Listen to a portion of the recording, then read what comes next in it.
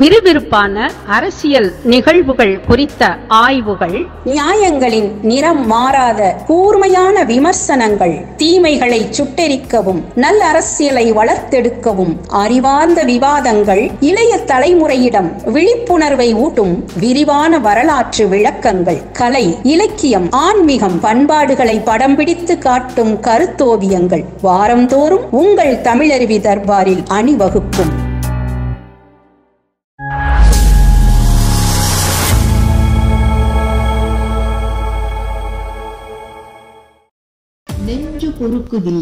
நெஞ்சு பொறுக்குதில்லையே நிகழ்ச்சியில் தமிழருவி தர்பார் நேயர்களை சந்திப்பதில் மகிழ்ச்சி. நமது அரங்கத்திற்கு ஐயா தமிழருவி மணியன் அவர்கள் வந்திருக்கிறார். ஐயா வணக்கங்க ஐயா. வணக்கம் குமரையா. ஐயா வழக்கம் போல பரபரப்பான அரசியல் கேள்விகளோடு உங்களை மீண்டும் சந்திக்கிறோம். கேளுங்க ஐயா. அண்மையில் மதுரையில் முருக பக்தர்கள் மாநாடு நடந்து முடிந்திருக்கிறது. 5 லட்சம் பக்தர்களுக்கு மேல் கலந்து கொண்டிருக்கிறார்கள்.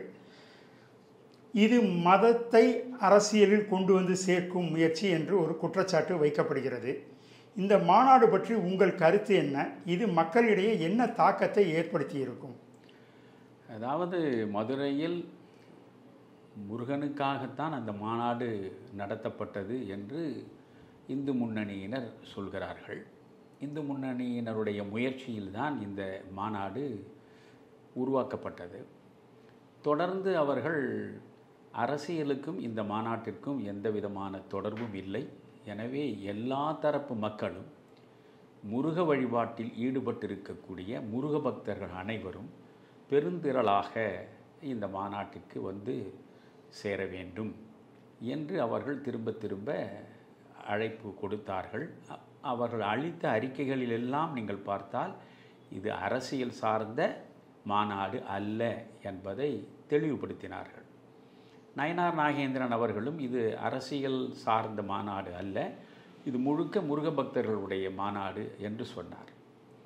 உண்மையிலேயே வியப்புக்குரிய ஒரு விஷயம்தான்.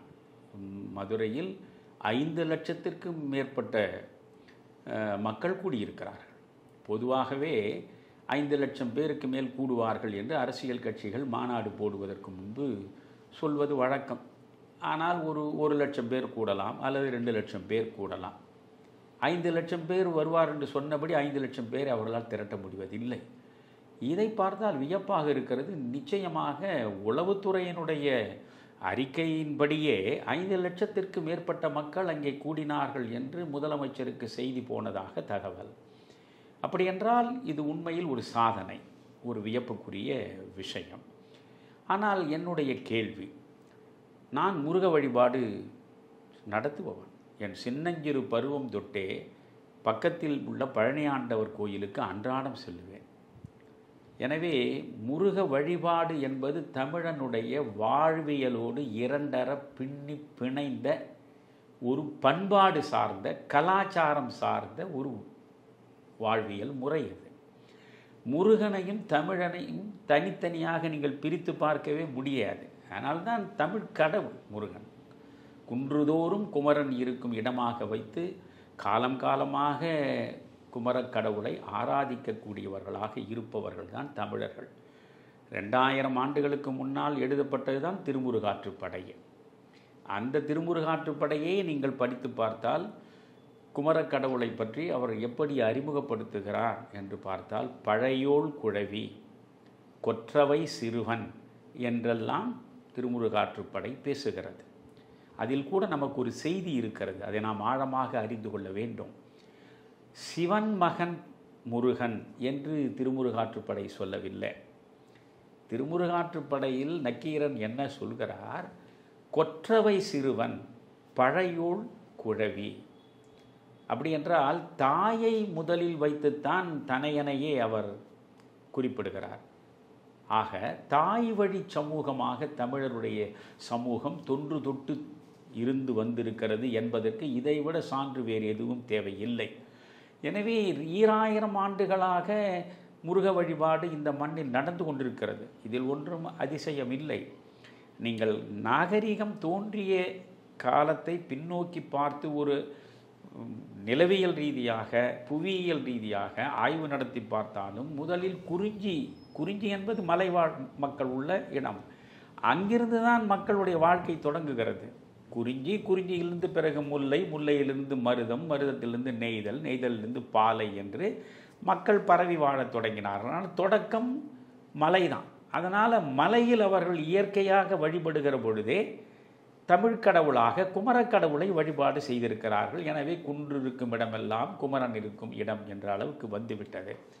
அதனால் திருப்பரங்குன்றத்தில் இருக்கக்கூடிய முருகனை மையமாக வைத்து, அறுபடை வீடுகளில் முருகனை மையமாக வைத்து தமிழர்கள் காலம் காலமாக வழிபாடு செய்து கொண்டு தான் இருக்கிறோம். அதனால் ஒரு 5 லட்சம் பேர் அங்கே கூடினார்கள் என்றால் அதில் வியப்படைவதற்கு ஒன்றும் இல்லை. அது மகிழ்ச்சிக்குரியது. அதை இந்து முன்னணி செய்தது என்றால் உண்மையிலேயே அது வரவேற்புக்குரியது. ஆனால் எனக்கு இதில் சில கேள்விகள் இருக்கின்றன. என்னவென்றால், எந்த நிலையிலும் மதமும் அரசியலும் ஒன்றாக கலந்துவிடக்கூடாது என்பதுதான் நம்முடைய அடிப்படை கோட்பாடு. அதுதான் காந்தியம் வகுத்து கொடுத்திருக்கிற நமக்கான கொள்கை. மதமும் அரசியலும் கலந்துவிட்டால் அந்த சமூகம் உண்மையிலேயே அமைதியை தானாகவே இழந்துவிடும். போர்க்கள பூமியாக மாறிவிடும். இரத்த ஆறு ஓடக்கூடிய சூழ்நிலை வந்துவிடும். அதனால் அரசியல் வேறு, மதம் வேறு. நீங்கள் 15ஆம் நூற்றாண்டு வரை கூட பார்த்தீர்களானால் மதமும் அரசியலும் ஒன்றாக பின்னி கடந்தது ஐரோப்பிய நாடுகளில். நீங்கள் வாட்டிகனில் உட்கார்ந்து கொண்டு, ரோமில் இருக்கக்கூடிய வாட்டிகன் நகரம், வாட்டிகனில் உட்கார்ந்து கொண்டிருக்கிற போப்பாண்டவர் என்ன சொல்கிறாரோ அதுதான் ஒட்டுமொத்த கிறித்துவ உலகத்திற்கும் வேதம்.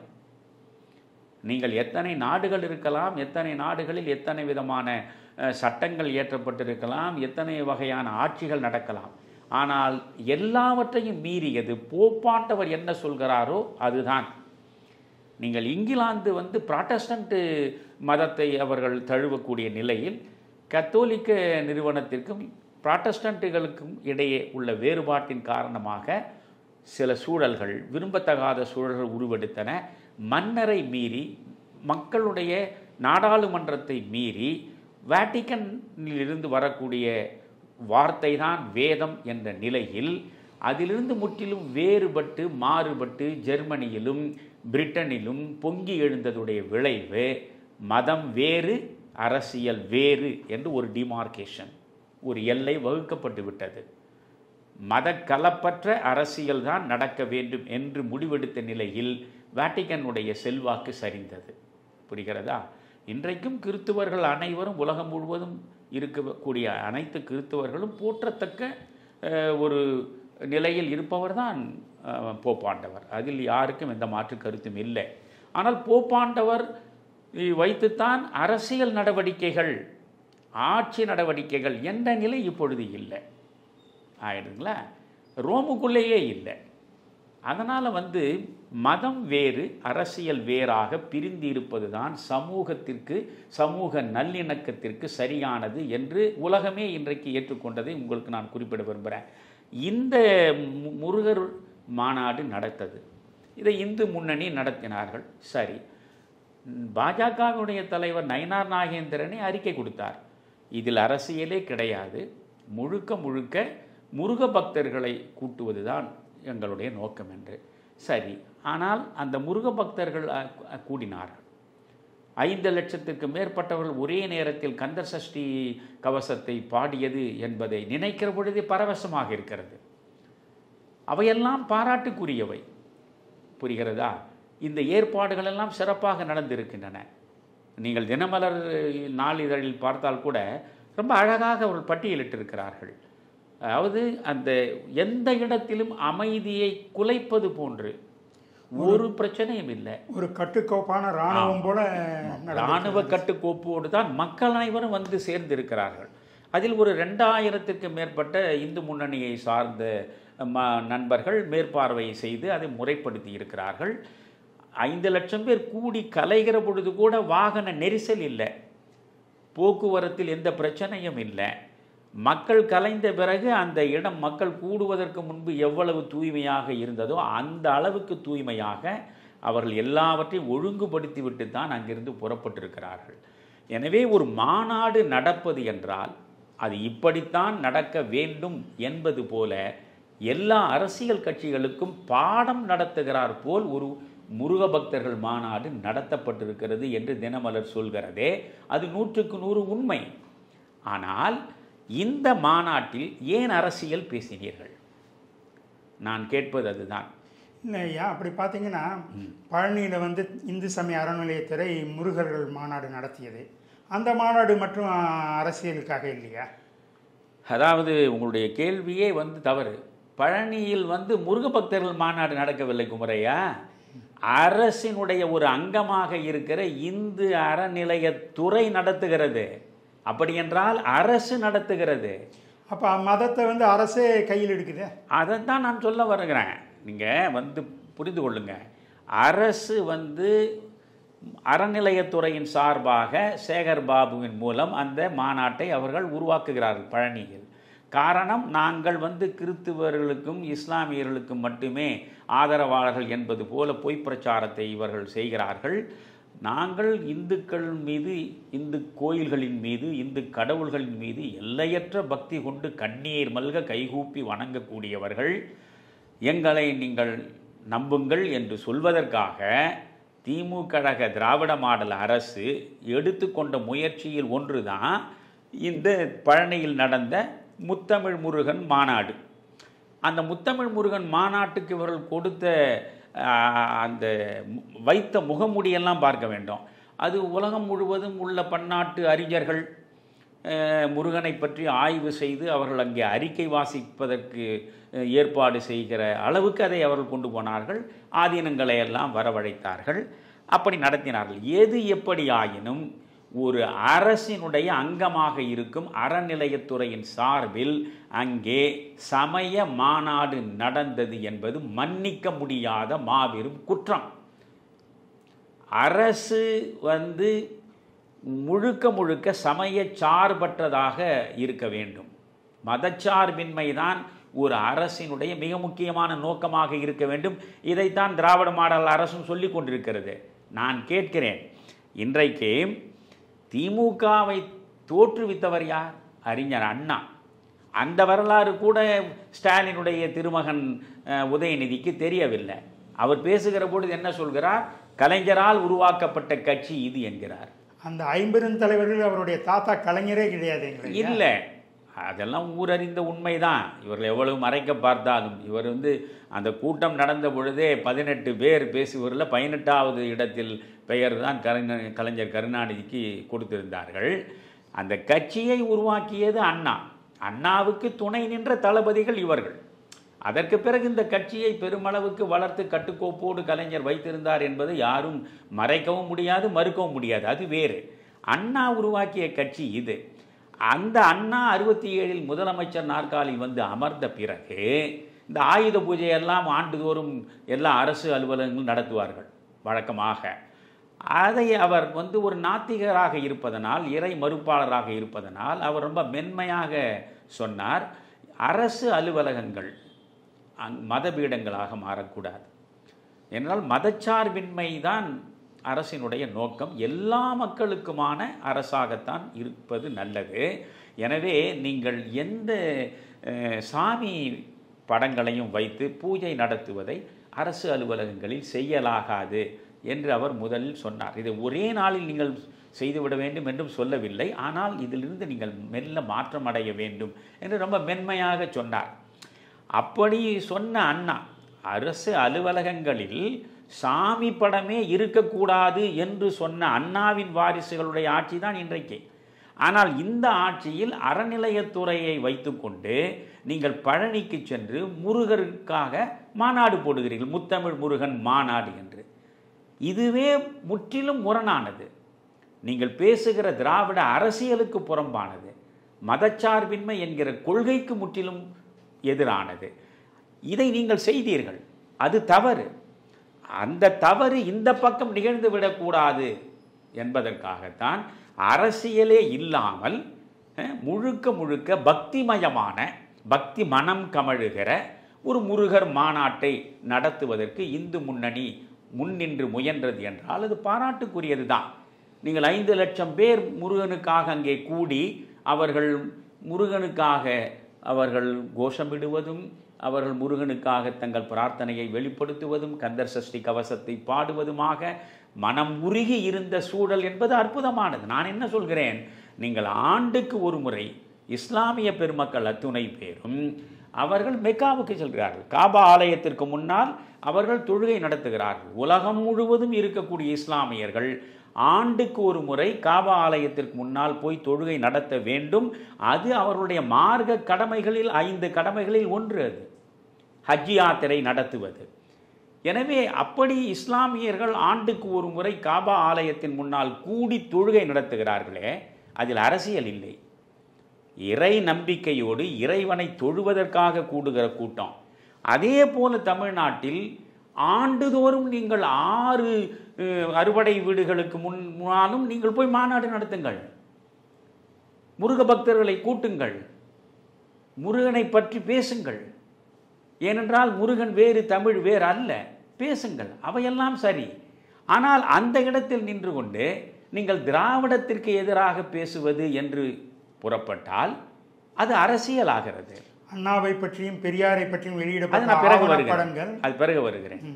திராவிடத்தை பற்றி நீங்கள் பேசுகிறீர்கள், அது திராவிட எதிர்ப்பாக அதை கொண்டு போய்விட்டீர்கள். கிறித்துவ மக்கள் அத்துணை பேரும் ஒன்றாக சேர்ந்து ஒரு குறிப்பிட்ட கட்சிக்குத்தான் தேர்தல் நேரத்தில் வாக்களிக்க வேண்டும் என்று அவர்களுடைய மத நிறுவனம், அந்த நிறுவனத்தின் தலைமை பீடத்தில் உள்ளவர்கள், அவர்கள் எடுக்கக்கூடிய முடிவை அப்படியே இவர்கள் வாக்குச்சாவடியில் சென்று செயற்படுத்துகிறார்கள்.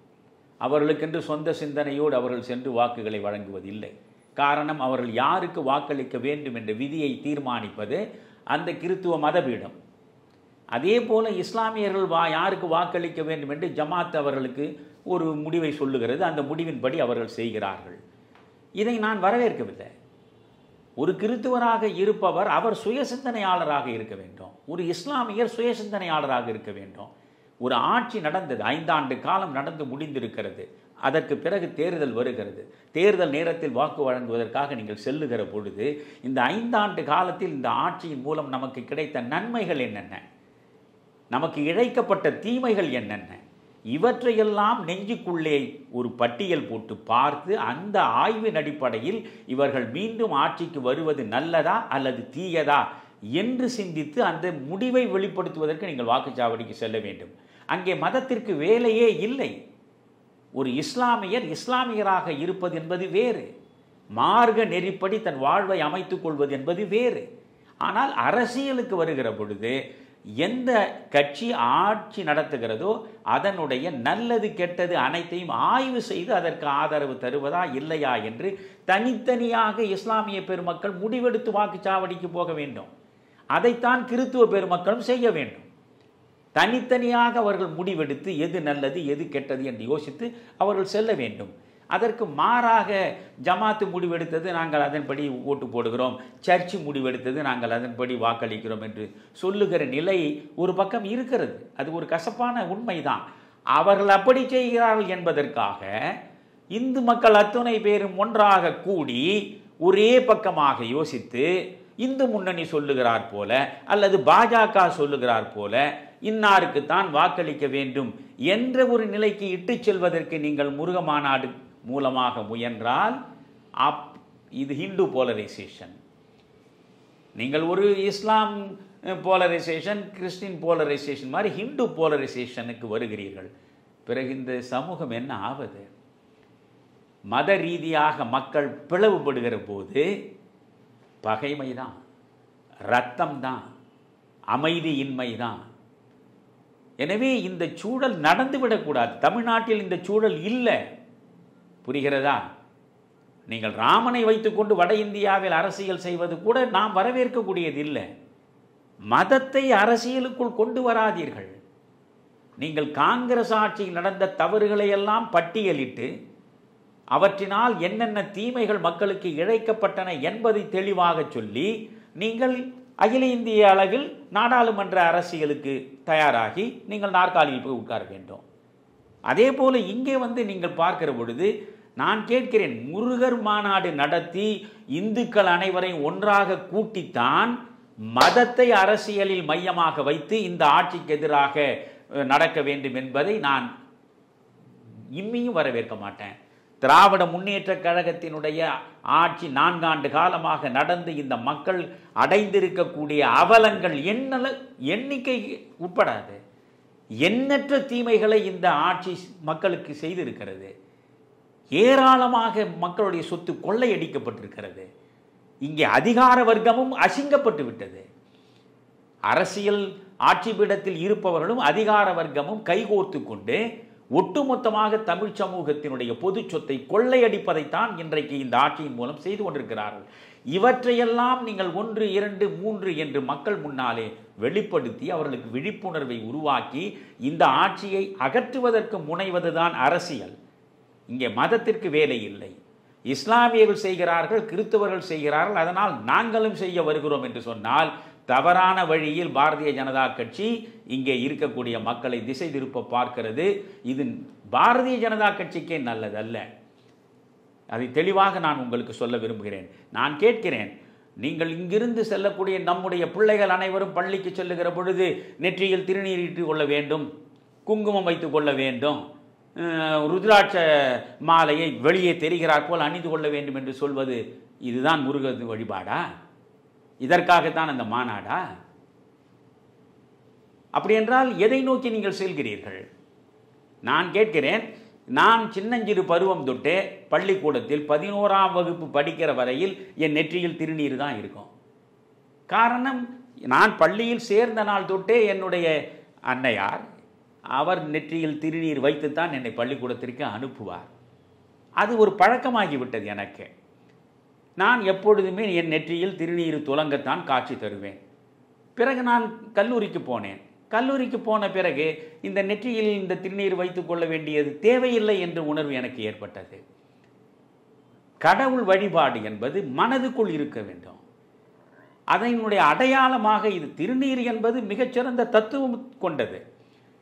உன்னுடைய வாழ்வு என்பது நிலையானது இல்லை.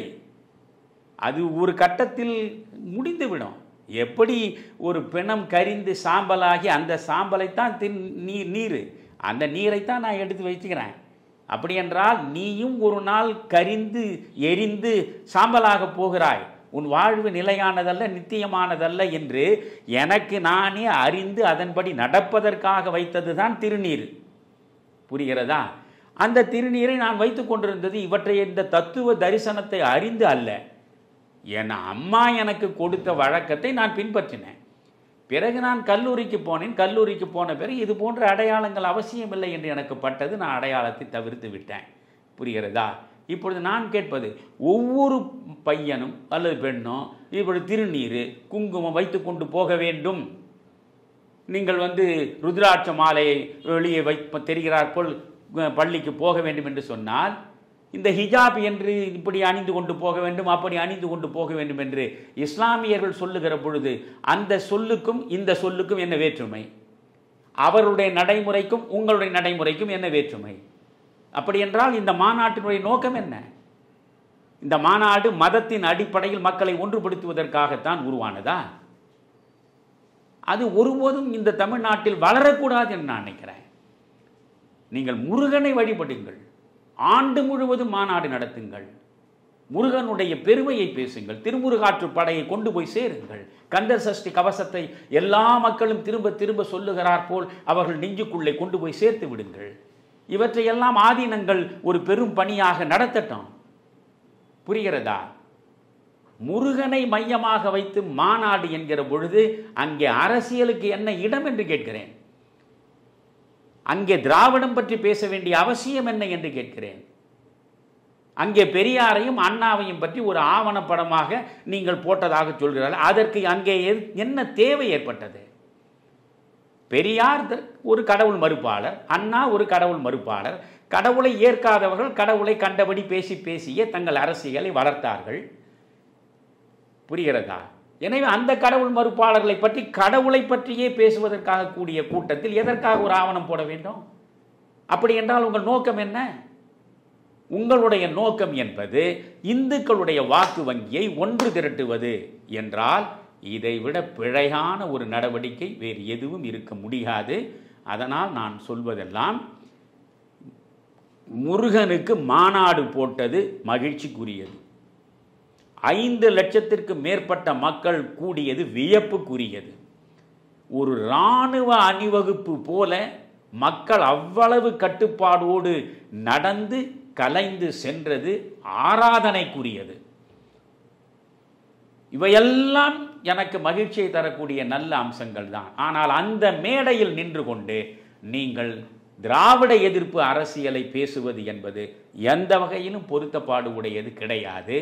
இந்து மக்கள் அத்துணை பேரும் ஓர் அணியாக ஒன்றாக திரண்டு வாக்களிக்க வேண்டும் என்பது போன்று ஒரு தீர்மானத்தை நீங்கள் கொண்டு வந்திருக்கிறீர்களே, அது சரியல்ல. முருகனுக்காக நடத்தக்கூடிய மாநாட்டுக்கும் பஹல்காமுக்கும் என்ன சம்பந்தம்? நீங்கள் முருகனுக்காக நடத்துகின்ற மாநாட்டிலேயே பஹல்காமில் வெற்றி பெற்ற மோடி அரசுக்கு நாங்கள் பாராட்டு தெரிவிக்கிறோம் என்று சொன்னாலே நீங்கள் உங்கள் முகமூடி கிழிந்து விடுகிறதே. அங்கே முருகன் காணாமல் போய் விடுகிறானே இல்லையா? அதனால் இது முழுக்க முழுக்க பின்புலமாக ஒரு அரசியல் இருக்கிறது. பாஜகவை தமிழ்நாட்டு மக்களிடம் வலிமையாக கொண்டு போய் சேர்க்க வேண்டும் என்ற நோக்கம் இருக்கிறது. அந்த நோக்கத்திற்காக இந்து முன்னணியின் சார்பில் கோடிக்கணக்கில் பணத்தை கொட்டி இப்படி ஒரு மாநாடு நடத்தப்பட்டிருக்கிறது. நான் சொல்கிறேன், நான் மோடி ஆட்சிக்கு வர வேண்டும் என்று தான் ஆசைப்பட்டேன். பிரதமராக 3வது முறையும் வர வேண்டும் என்று. எனக்கு அதில் மாற்று கருத்து இல்லை. இண்டி கூட்டணி என்பதின் கையில் அது ஆட்சி சிக்கி இருந்தால் குரங்கு கையில் கிடைத்த பூமாலையாக அது மாறி இந்த நாடே ஒரு அலங்கோல நிலைக்கு போயிருக்கும். எனவே பிரதமராக மோடி வந்ததை நான் வரவேற்றேன். ஆனால் அதே நேரத்தில் நீங்கள் இஸ்லாமியர்களுக்கான வக்ஃபு, அந்த வக்ஃபுக்காக உருவாக்கப்படுகிற ஒரு அமைப்பு, ஒரு குழு, அந்த குழுவில் முஸ்லீம் அல்லாத ஒரு இந்துவை நீங்கள் உறுப்பினராக போடுகிற பொழுது அதை நான் கடுமையாக எதிர்த்தேன். நீங்கள் முஸ்லீம்களுக்காக இருக்கக்கூடிய வக்ஃப் முஸ்லீம்கள் கொடுத்த சொத்தில் இருப்பது, அதை நிர்வகிப்பது குறித்து ஆலோசிப்பதற்கும் தீர்மானிப்பதற்கும் ஒரு இந்துவுக்கு அங்கே என்ன வேலை? நீங்கள் திருப்பதி தேவஸ்தானம் இருக்கிறது. திருப்பதி தேவஸ்தானம் திருப்பதியில் சேரக்கூடிய பணத்தை எப்படி செலவழிப்பது, எப்படி அதை நிர்வகிப்பது என்று முடிவெடுப்பதற்கு ஒரு கமிட்டி இருக்கிறது என்றால், அந்த கமிட்டியில் ஒரு இஸ்லாமியர் இருப்பாரா, ஒரு கிறிஸ்துவர் இருப்பாரா? அதை நீங்கள் ஏற்றுக்கொள்வீர்களா? மாட்டீர்கள் இல்லையா? அப்படித்தானே இதுவும். எனவே இது போன்ற தவறுகள், இது போன்ற குறும்புகள் நடந்தால் அவற்றை நான் உடனுக்குடனே எதிர்க்கிறேன். கண்மூடித்தனமாக நாம் யாருக்கும் எந்த விதமான ஆதரவையும் அளிப்பது கிடையாது. நமக்கு பல்லாண்டு பாடுவதோ, பதாகை தூக்குவதோ, முதுகு சொறிவதோ, சாமரம் வீசுவதோ நம்முடைய வேலையும் கிடையாது. இவை சரி என்றால் இயம்புவதன் தொழில், இவை தவறானால் எதிர்ப்பதன் வேலை. இதுதான் நம்முடைய கடந்த காலத்தில் இன்று வரை கடைபிடிக்கிற அரசியல். திராவிட முன்னேற்ற கழகத்தினுடைய மக்கள் விரோத மலினமான ஊழல் நிறைந்த ஆட்சி முற்றுப்புள்ளி ஆட்சிக்கு வைக்க வேண்டும். அதற்காக யார் குரல் கொடுத்தாலும் அவர்களை ஆதரிப்பது என்ற நிலைப்பாட்டில்தான் நாம் பாஜக அதிமுக கூட்டணி அமைவதை ஆதரிக்கிறோம். இன்னும் அந்த கூட்டணியில் பல பேர் சேர வேண்டும் என்றும் சொல்கிறோம். திமுகவினுடைய எதிர்ப்பு வாக்குகள் எந்த நிலையிலும் சிதறிவிடக்கூடாது. நிச்சயம் அனைவரும் ஒன்றாக கூடி இந்த மலினமான ஆட்சியை வீழ்த்த வேண்டும் என்றுதான் நாம் பேசுகிறோம். அது வேறு. ஆனால் முருகனை மையமாக வைத்துக்கொண்டு நடத்தக்கூடிய மாநாட்டில் அங்கே முழுக்க முழுக்க ஆன்மீகம் தழைக்க வேண்டுமே தவிர அரசியல் நுழைக்கப்படலாகாது. அதனால் அங்கே பேசிய சிலருடைய அரசியல் சார்ந்த கருத்துக்கள் ரொம்ப கண்டனத்திற்கு உரியவை. அவர்கள் போட்ட தீர்மானங்கள், பஹல்காமுக்கு அவர்கள் ஆதரவு கொடுத்த தீர்மானத்திலே இருந்து இந்து மக்கள் அத்தனை பேரும் ஒன்றுபட வேண்டும் என்று குரல் கொடுப்பது வரையில் நீங்கள் பார்த்தால் அது சமூக ஆரோக்கியத்திற்கு சரியானதில்லை என்று தான் நான் நினைக்கிறேன். ஐயா, அதே மாநாட்டில் பெரியாரை பற்றியும் அண்ணாவை பற்றியும் ஆவணப்படங்கள் வெளியிட்டு அவமானப்படுத்தி விட்டார்கள். RS பாரதி திமுகவினுடைய அமைப்பு செயலாளர் அதிமுகவினரை பார்த்து கேள்வி கேட்கிறார். உங்கள் உடம்பில் ஓடுவது என்ன ரத்தம்? அதிமுக கொடியில் இன்னும் அண்ணாவை ஏன் வைத்திருக்கிறீர்கள் என்றெல்லாம் கேட்கிறார். இதை நீங்கள் எப்படி பார்க்கிறீர்கள்? இதை சொல்வதற்கு RS பாரதிக்கு என்ன தார்மீக தகுதி இருக்கிறது என்று கேட்கிறேன். திராவிட முன்னேற்ற கழகத்திற்கே ஏதாவது தார்மீக தகுதி இருக்கிறதா? அண்ணாவை கொடியில் வைத்திருக்கக்கூடிய அண்ணா திராவிட முன்னேற்ற கழகம் அண்ணாவை பழித்து பேசக்கூடிய ஒரு ஆவணம் அங்கே வெளியிடப்படுகிற நிலையில் அதை எப்படி நீங்கள் ஏற்றுக்கொண்டீர்கள் என்று நீங்கள் கேட்கிறீர்கள். சரி, கேட்பது யார்? RS பாரதி என்றால் திராவிட முன்னேற்ற கழகம், அதனுடைய ஸ்போக்ஸ் பர்சன் அவர் தானே. எனவே அவர் கேட்கிறார். நான் என்ன கேட்கிறேன்? உங்கள் கட்சியை தொடங்கியது யார்?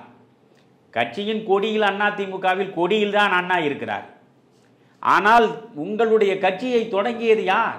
உங்கள் பிதாமகன் யார்? திராவிட முன்னேற்ற கழகத்தை தொடங்கியது யார்? அண்ணா தானே. அந்த அண்ணா 1967 ஆட்சி நாற்காலில் வந்து அமர்ந்தார். அதற்கு முன்பு தேர்தல் வாக்குறுதியாக அவர் தருகிற பொழுது ரூபாய்க்கு 3 படி அரிசி போடுவோம் என்று ஒரு பொய்யான மலினமான வாக்குறுதியை கொடுத்து மக்களை ஏமாற்றி விட்டுத்தான் திராவிட முன்னேற்ற கழகம் ஆட்சியை கைப்பற்ற முடிந்தது. வந்தார். இவர்களையெல்லாம் ஒப்பு நோக்க அண்ணா மிகப்பெரிய நல்ல மனிதர், பெருந்தன்மையான மனிதன், அறிவார்ந்த பெருந்தன்மையான மனிதன். அந்த அண்ணா ஆட்சியில் வந்து உட்கார்ந்த போது அதிகாரிகளை அழைத்து, ஐயா, நான் ஒரு 3 படி அரிசி ₹1 போடுவேன் என்று சொல்லி இருக்கிறேன், இது சாத்தியமா என்று கேட்கிறார். 3 படி அல்ல ஐயா, 1 படி போடுவதே சாத்தியம் இல்லை. ஆனால் நீங்கள் விரும்பினால் ரூபாய்க்கு 1 படி அரிசி போட முடியும். எப்படி போட முடியும்? மதுக்கடைகளை திறந்து வைத்தால் வருவாய் பெருகும். வருவாய் பெருகினால் நாம் ₹1 1 படி அரிசியின் மூலம் அடையக்கூடிய இழப்பை ஈடுகட்ட முடியும் என்று அதிகாரிகள் ஆலோசனை கொடுத்த அடுத்த கணமே அண்ணா என்ன சொன்னார்? அந்த தவறை ஒருபோதும் நான் செய்ய மாட்டேன். மதுவின் நிறமறியாத, மதுவின் வாசமறியாத ஒரு சமூகமாக இன்றைக்கு உருவெடுத்திருக்கிறது. இதில் முதல் முறையாக ஒரு தலைமுறையையே சேற்று பன்றிகளாக மாற்றுவதற்கு நான் ஒருபோதும் ஒருபட மாட்டேன். நான் வாக்குறுதி தவறியவனாக கூட அபகீர்த்தியை, பழியை ஏற்றுக்கொள்ள தயாராக இருக்கிறேன். ஆனால் மதுக்கடைகளை திறப்பதற்கு நான் ஒருபோதும் ஒப்ப மாட்டேன் என்று சொன்னார். புரிகிறதா? வேண்டுமென்றால் பிற மாநிலங்களில் கூட காங்கிரஸ்காரர்கள் மதுவிலக்கு மாநாடு நடத்தி என்னை அழைத்தால் அங்கேயும் நான் மதுவுக்கு எதிராக பிரச்சாரம் செய்வேன் என்று சொன்னார். இவையெல்லாம் ஆவணங்களாக பதிவில் இருக்கின்றன. அந்த அண்ணாவினுடைய வழியில் வந்த நீங்கள் இன்றைக்கு தமிழ்நாடு முழுவதும் சாராய கடைகளை திறந்து சாராய வெள்ளத்திலேயே ஒரு தமிழ் இனத்தையே நீங்கள் மூழ்கடித்து விட்டீர்களே. அண்ணாவை பற்றி பேசுவதற்கு உங்களுக்கு என்ன தார்மீக தகுதியும் யோகியதையும் இருக்கிறது? நீங்கள் ஏதோ அண்ணா சொன்னபடியே நடப்பது போலவும், அண்ணா திமுகவில் இருப்பவர்கள் அண்ணாவுக்கு எதிராக புறப்பட்டவர்கள் போலவும் பேசுவதற்கு உங்களுக்கு என்ன யோகியதை? அறிஞர் அண்ணா அவர்கள் உயிரோடு இருந்த வரையில் அவருடைய அரசியல் என்பது காங்கிரஸ் எதிர்ப்பு அரசியல் தானே. என்றைக்காவது அவர் காங்கிரஸோடு கூட்டணி வைத்தாரா? அவர் 67 கூட்டணி அமைத்த பொழுது கூட ராஜாஜி, சுதந்திரா கட்சி ராஜாஜி, கம்யூனிஸ்டுகள், முஸ்லீம் லீக்குகள், மாப்போசியினுடைய தமிழரசு கட்சி, இப்படியெல்லாம் அவர் சேர்த்து ஒரு கூட்டணியை உருவாக்கி ஆட்சியை கைப்பற்ற முனைந்தாரே. அந்த நேரத்திலும் அவர் காங்கிரசின் பக்கம் யோசித்தாரா? காங்கிரஸை எதிர்ப்பதற்கு தானே அவர் அரசியல் நடத்தினார். தமிழ்நாட்டிலும் இந்தியா முழுவதும் நடந்தது காங்கிரஸ் ஆட்சி தானே. கடைசி வரையில் காங்கிரஸை ஏற்றுக்கொள்ளாமலேயே கண்மூடியவர் அண்ணா. ஆனால் இன்றைக்கு நீங்கள் என்ன செய்கிறீர்கள்? நேருவின் மகளே வா, நிலையான ஆட்சியை தா என்று ஒப்பாரி வைத்தது யார்? நீங்கள் தானே. இன்றைக்கு இண்டி கூட்டணியில் அப்படியே தோளோடு தோள் உரச நிற்கிறீர்களே காங்கிரஸோடு, நீங்கள் தானே. சென்ற தேர்தலில் 25 தொகுதிகளை காங்கிரசுக்கு தாரை வார்த்தீர்களே, நீங்கள் தானே. இப்பொழுதும் நீங்கள் வைத்திருக்கிற காங்கிரஸ் சேர்ந்தது தானே உங்களுடைய கூட்டணி. உங்களுக்கு என்ன யோகியதை இருக்கிறது அண்ணாவை பற்றி பேசுவதற்கு? அண்ணா திமுகவை விட்டு விடுங்கள், உங்களுக்கு என்ன யோகியதை இருக்கிறது? பெரியாரை பேசுவதற்கும் அண்ணாவை பேசுவதற்கு உங்களுக்கு என்ன யோகியதை இருக்கிறது? அண்ணா வாரிசு அரசியலை வளர்த்தாரா? அண்ணாவின் பாதையில் தான் நீங்கள் நடக்கிறீர்களா? வெறும் ஸ்டாலின் குடும்பம் தான் வாரிசு அரசியலா? உங்கள் கட்சியில் உள்ள அத்தனை மூத்த அமைச்சர்கள் ஒவ்வொருவருடைய மகனும் வாரிசு அரசியல் தான். எல்லா குடும்பமும் வாரிசு அரசியல் தானே. தந்தை அமைச்சராக இருப்பார், மகன் எம்பி ஆக இருப்பார். இப்படித்தானே உங்களுடைய அரசியல் நடக்கிறது. வாரிசு அரசியலை அண்ணா வளர்த்தாரா? பொது சொத்தை அண்ணா சூறையாடினாரா? அரசு அதிகாரத்தை பயன்படுத்தி தன்னுடைய சொத்தை அவர் குவித்தாரா? தன்னுடைய மனைவி ராணி அண்ணாதுரைக்கு அவர் முக்கியத்துவம் கொடுத்தாரா? தன் குடும்பத்தை முன்னிலைப்படுத்தினாரா? எந்த ஒன்றிலாவது அண்ணாவின் பக்கத்தில் நிற்பதற்காவது உங்களுக்கு தகுதி இருக்கிறதா? அந்த அண்ணாவின் பெயரை சொல்லி பேசுவதற்கு RS பாரதிக்கு என்ன, திராவிட முன்னேற்ற கழகத்தில் ஒரு மனிதனுக்கும் தகுதி கிடையாது. எனவே இவர்கள் பேசி அதற்கெல்லாம் சரியான பதிலை அண்ணா திராவிட முன்னேற்ற கழகத்தில் அவர்கள் தர வேண்டும். அவர்கள் தரவில்லை என்றாலும் தருவதற்கு என்னை போல ஆட்கள் பலர் இருக்கிறார். அதனால் இதை பேசுவதற்கு முதலில் இந்த திராவிட முன்னேற்ற கழகத்திற்கு தார்மீக தகுதி இல்லை என்பது ஒன்று. ஆனால் இவர்கள் பேசக்கூடிய சூழலை உருவாக்கிய குற்றச்சாட்டுக்கு உள்ளாகக்கூடியவர்கள் பாஜகவினரும் இந்து முன்னணியினரும். நீங்கள் முருகனுக்காக நடத்தக்கூடிய மாநாட்டில் எப்படி நீங்கள் பெரியார் அண்ணா அவதூறுகளை எல்லாம் எடுத்து ஆவணப்படுத்துவீர்கள்? அங்கே கூடியவர்களுக்கு தெரியாதா பெரியார் இந்த கடவுள்களை பற்றி கண்டபடி பேசியவர் என்று? அங்கே குடும்பியவர்களுக்கு தெரியாதா அண்ணா கடவுள் மறுப்பாளர் என்று? நீங்கள் சொல்லித்தான் தெரிய வேண்டுமா?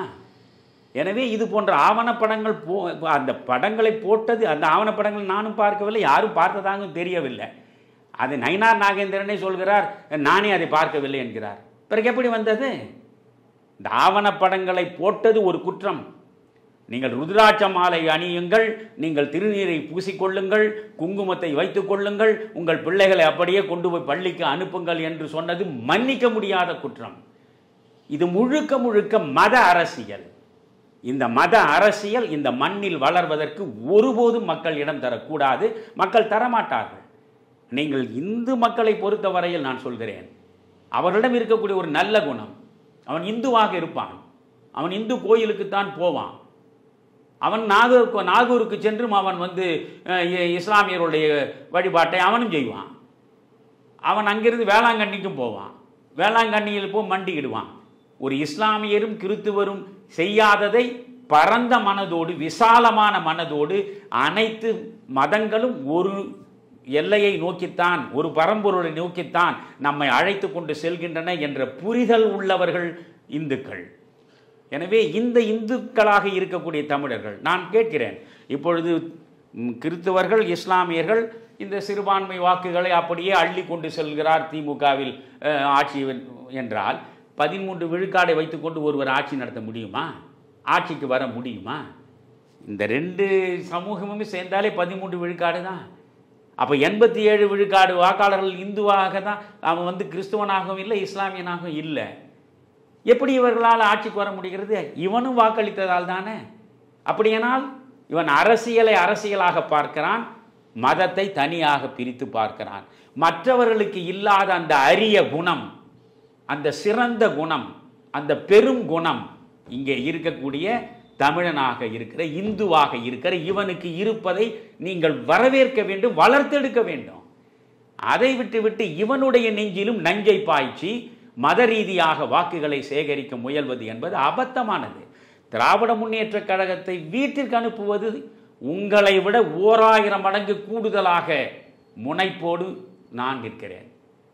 இந்த திராவிட முன்னேற்ற கழக ஆட்சியை முற்றுப்புள்ளி வைக்க வேண்டும், ஆட்சிக்கு முற்றுப்புள்ளி வைக்க வேண்டும். இது கலாச்சார சீரழிவு கும்பல். இந்த கலாச்சார சீரழிவு கும்பல் என்பது ஒரு பக்கம், சமூகத்தின் சொத்துக்களை தன்னலத்திற்கு சூறையாடுகிற மிக மோசமான கூட்டம். எனவே இந்த ஆட்சிக்கு முற்றுப்புள்ளி வைக்க வேண்டும் என்று கடும் விமர்சனங்களை நான் வைக்கிறேன். ஆனால் அதற்கு மதத்தை நான் ஒரு நாளும் பயன்படுத்த மாட்டேன், முருகனை ஒரு நாளும் பயன்படுத்த மாட்டேன். இவர்கள் செய்திருக்கக்கூடிய தவறுகளை, இவர்கள் நடத்தி இருக்கிற ஊழல்களை தமிழ்நாடு முழுவதும் போய் பட்டி தொட்டி எங்கும் நீங்கள் விரிவாக பேசி பேசி மக்களிடம் விழிப்புணர்வை உருவாக்கி ஒரு வலிமையான கூட்டணியை அமைத்து அந்த கூட்டணியின் மூலமாக இந்த திராவிட முன்னேற்ற கழக ஆட்சிக்கு முற்றுப்புள்ளி வைக்க வேண்டுமே தவிர, நீங்கள் முருகனை வைத்துக்கொண்டு ஒரு மாற்றத்தை கொண்டு வரலாம் என்று நினைத்தால் அது ரொம்ப தவறானது. முருகனை வைத்துக்கொண்டு பாஜகவை வளர்த்து விடலாம் என்று நீங்கள் நினைத்தால் அதை முருகனே பொறுத்து கொள்ள மாட்டான். அவ்வளவுதான். மிக்க நன்றி ஐயா. வணக்கம் குமரையா, ரொம்ப மகிழ்ச்சி. முருகர் மாநாடு குறித்து இதுவரையில் நான் என்ன கருத்தை வைத்திருக்கிறேன் என்று யாருக்கும் தெரியாத நிலையில் என் கருத்தை சரியாக கொண்டு போய் சேர்ப்பதற்கு நீங்கள் கேட்ட கேள்வி துணையாக இருந்தது. ரொம்ப மகிழ்ச்சி. நெஞ்சு பொறுக்குதிலே நிகழ்ச்சியில் மீண்டும் தமிழர் தர்பார் நேயர்களை சந்திப்போம். உங்கள் அனைவருக்கும் நெஞ்சார்ந்த நன்றி.